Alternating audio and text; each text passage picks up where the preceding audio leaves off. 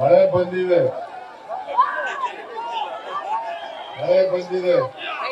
ಕಿಮ್ಮೀರವರು 5ನೇ ತಾರೀಕು ಬರ್ತಾರೆ. ಕಿಮ್ಮೀರವರು 5ನೇ ತಾರೀಕು ಬರ್ತಾರೆ. ಕಿಮ್ಮೀರು ನಮ್ಮ ಮಂತ್ರಿಮಂಡಲದಲ್ಲಿ ಸದಸ್ಯರಾಗಿರ್ತಕ್ಕಂಥವರು. ಅವರು ಅಲ್ಪಸಂಖ್ಯಾತರ ಮಂತ್ರಿಗಳು. ಅವರ ಜವಾಬ್ದಾರಿನೂ ಕೂಡ ಇದೆ. ಈಗ ಕೇರಳದಲ್ಲಿದ್ದಾರೆ. 4ನೇ ತಾರೀಕಿಗೆ ಕೇರಳದಲ್ಲಿರ್ತಾರೆ. 5ನೇ ತಾರೀಕು ದಾವಣಗೆರೆಗೆ ಬಂದೇ ಬರ್ತಾರೆ. ಕಾಂಗ್ರೆಸ್ ಪಕ್ಷ ಮಾತ್ರ ಈ ದೇಶದಲ್ಲಿ ಇರ್ತಕ್ಕಂಥ ಅಲ್ಪಸಂಖ್ಯಾತರನ್ನ ರಕ್ಷಣೆ ಮಾಡತಕ್ಕಂಥ ಪಕ್ಷ ಕಾಂಗ್ರೆಸ್ ಪಕ್ಷ. ಅಲ್ಪಸಂಖ್ಯಾತರಿಗೆ ಸಾಮಾಜಿಕ ನ್ಯಾಯವನ್ನ ಕೊಡ್ತಕ್ಕಂಥ ಪಕ್ಷ ಕಾಂಗ್ರೆಸ್ ಪಕ್ಷ.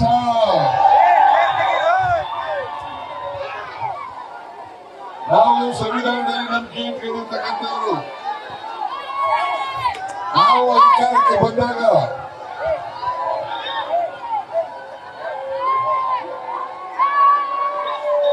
ಈ ಸಮಾಜದಲ್ಲಿರ್ತಕ್ಕಂಥ ಎಲ್ಲ ಜನರನ್ನು ಕೂಡ ಅವರು ಬಡವರಿರಲಿ, ಹಿಂದುಳಿದವರಿರಲಿ, ದಲಿತರಿರಲಿ, ಅಲ್ಪಸಂಖ್ಯಾತರಿರಲಿ, ಅವರೆಲ್ಲರೂ ಕೂಡ ಸಮಾನವಾಗಿ ಕಾಣ್ತಕ್ಕಂಥ ಯಾವುದಾದ್ರೂ ಪಕ್ಷ ಇದ್ರೆ ಅದು ಕಾಂಗ್ರೆಸ್ ಪಕ್ಷ, ಅದು ನಿಮ್ಮ ಪಕ್ಷ. ಕರ್ನಾಟಕದಲ್ಲಿರ್ತಕ್ಕಂಥ ನಿಮ್ಮ ಸರ್ಕಾರ. ಯಾರೇ ಏನೇ ಕೂಡ ಕೇಳಕ್ ಹೋಗಬೇಡಿ. ಪಕ್ಷೇತರಿಗೆ ಮತ ಹಾಕ್ಬೇಡಿ. ಇಬ್ರಾಹಿಂ ಅವರು ಅವ್ರ ಮಗನ ಹುಣಗುಂದದಲ್ಲಿ ಜೆಡಿಎಸ್ ಇಂದ ನಿಲ್ಲಿಸಿದ್ರು. ಪರಿಣಾಮ ಏನಾಯ್ತು? ಸಿಎಂ ಇಬ್ರಾಹಿಂ ಅವರು ಅವ್ರ ಮಗನನ್ನ ಹುಣಗುಂದದಲ್ಲಿ ನಿಲ್ಲಿಸಿದ್ರು. ಪರಿಣಾಮ ಏನಾಯ್ತು? ಒಟ್ಟಾರೆ ಪರಿಣಾಮ ಬಿಜೆಪಿ ಗೆಲ್ತು.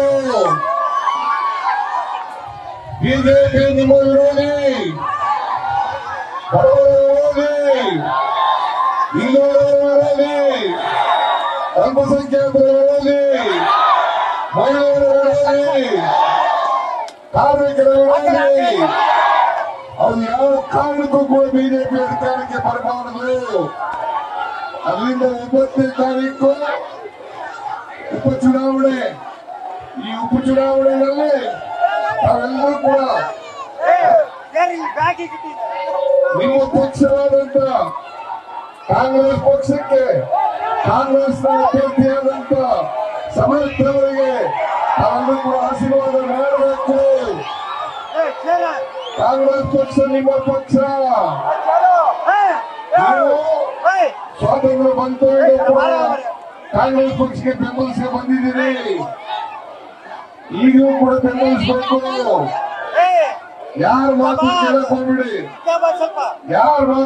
ಹೋಗ್ಬಿಡಿ, ದಯಮಾಡಿ ಕಾಂಗ್ರೆಸ್ನ ಅಭ್ಯರ್ಥಿ ಸಮರ್ಥವರಿಗೆ ತಾವೆಲ್ಲ ಆಶೀರ್ವಾದ ಮಾಡಬೇಕು. ಹೇಗೆ ಶಿವಶಂಕರಪ್ಪನವರನ್ನ ಗೆಲ್ಲಿಸಿದ್ರೆ ಅದೇ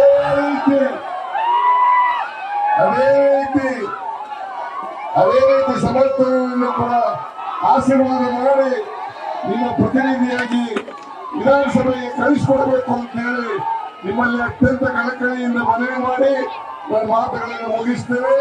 ಜೈ ಹಿಂದ್, ಜೈ ಕರ್ನಾಟಕ, ಜೈ ಸಂವಿಧಾನ. ಯಾವುದೇ ಮಳೆ ಬರಲಿ, ಏನೇ ಬರಲಿ, ಸಮರ್ಥನ ಗೆಲ್ಲಿಸ್ತೀವಿ ಅನ್ನೋ ಹಠದಲ್ಲಿ ನಾವು ಕಾಂಗ್ರೆಸ್ ಪಕ್ಷದ ನಾಯಕರುಗಳಿದ್ದೀವಿ. ಖಂಡಿತವಾಗಿ ನೀವು ನಾವು ನೋಡಿ, ಮಳೆ ಬಂದು ಜಗ್ಗದಲ್ಲಿ ನಿಂತಿದ್ದೀರಿ. ನೀವು ಸಮರ್ಥನ ಕಾಂಗ್ರೆಸ್ ಪಕ್ಷದ ಅಭ್ಯರ್ಥಿಯನ್ನ ಗೆಲ್ಲಿಸ್ತೀವಿ ಅಂತ ಹೇಳಿ ಈ ಸಮಯದಲ್ಲಿ ಈ ಒಂದು ಸಂದೇಶ